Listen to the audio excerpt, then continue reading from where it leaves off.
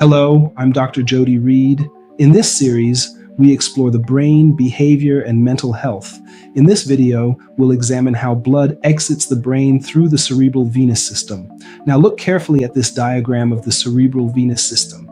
Unlike arteries, veins are more variable and more interconnected.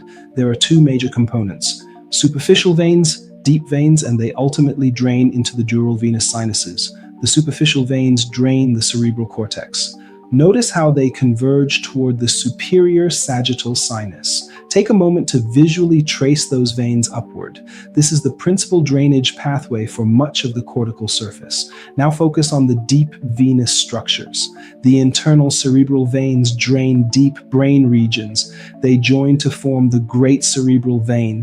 That vessel empties into the straight sinus. From there, blood flows into the transverse sinuses, then the sigmoid sinuses, and finally exits via the internal jugular veins. The dural venous sinuses are rigid channels within the dura mater. They serve two major functions. First, venous drainage. Second, reabsorption of cerebrospinal fluid through arachnoid villi.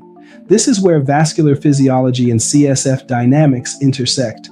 Venous sinus thrombosis can produce headache, increased intracranial pressure, seizures, focal neurological deficits.